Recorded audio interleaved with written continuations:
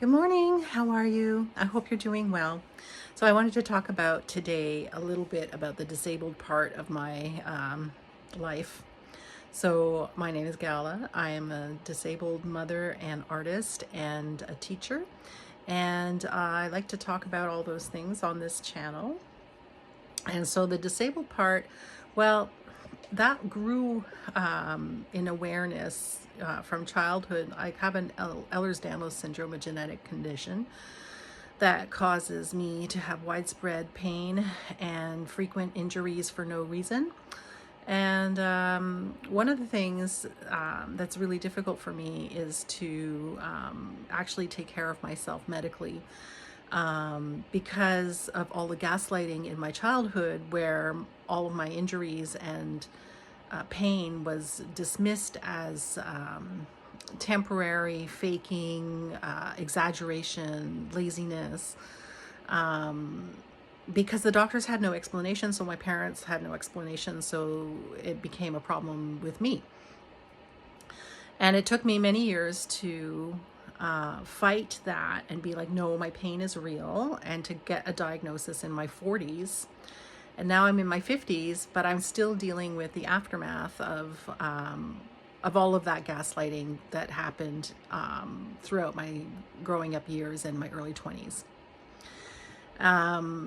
In my early 20s, I had a family doctor who also very much dismissed my pain because there was no identifiable cause for it. Like, I had no injury moment that I could say, I did this and this happened. This pain started at that point. And so because there was no cause, no accident, it took forever for me to convince her to send me for imaging, which then showed, yes, there was actual tissue damage. So this week has been a tough week for me, and this coming week is going to be another tough week for me, because while I was overcoming internalized ableism for myself, at the same time, I was pursuing diagnoses for my son and had a lot of lonely experiences in doctor's offices where I would be given results for him that were identifiable and showed up in testing and all of that, right? And so then I would have to deal with the fact that I only had so much energy being disabled myself, and all of my energy poured into my son and getting him the resources that he needed. And so I neglected myself. And so I did it again. This time last year, I went for an MRI of my knee, and then I never called for the results. And until last week. Because every year around my birthday, I'm like rallying my energy again. I'm like, okay, where are we at? What did I drop the ball on this time? Let's, push and get, results and diagnoses and some tests and treatments and all of that stuff. So I had a telephone meeting with my doctor, and it was very fruitful. But yes, he gave me the results of my knee pain in that knee. And lo and behold, without any accident that I can recall, there's no reason for it except that I have Ehlers Danlos syndrome. I have a meniscus tear in my knee, right? And meniscus tears usually happen because of an accident, an athletic injury. But I am not athletic. I am just wear and tear on my daily doings. It is just my body, right? It is just the way it is. Doing normal things, my body can tear. And this is proof. This is what Ehlers Danlos syndrome is. Weak tissues, especially connective tissues, especially in the joints, right? Where lots of connective tissues happen to be. And normal stress and strain of everyday life causes these diagnosable injuries, as though you were an athlete doing some kind of fancy move on the football course or something. Excuse me.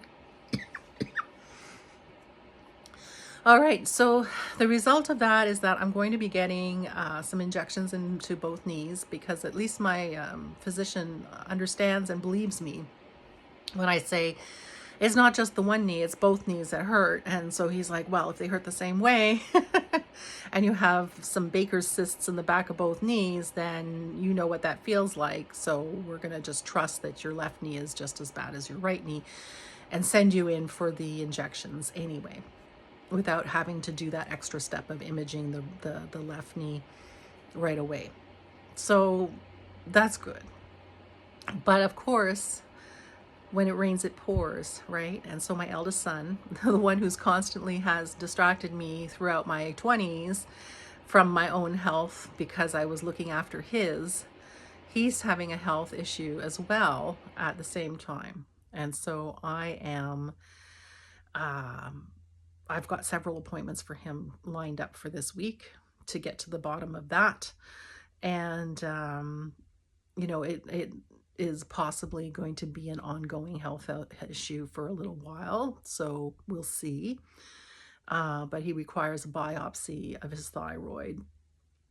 And of course, he's nervous and scared of doctors and tests and things like that. So he requires extra tender care and love to get him through these appointments.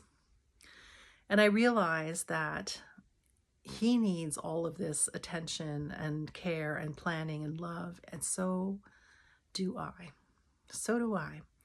Except that I'm doing it for me. I'm parenting myself, because I didn't have that when I was a child. And when I never learned how to take care of myself, because I wasn't taken care of in that way. And I learned how to take care of somebody else, my own child, and that lesson I'm applying now to myself, as though I'm a parent of myself. So that's a bit of my late diagnosed Ehlers Danlos syndrome experience. And I am still amazed that I have a meniscus tear that I've been walking on for a year without knowing, although I knew that my knees were bad and preventing me from doing much. A year is a long time to drop the ball. All right, so that's it for me today. And all I can do is pick up the ball and keep going. And I hope there's a lesson in there for you. Don't do what I do, do as I say. Or learn from my experience. It would be helpful. And it would make me feel good to know that I brought you some good.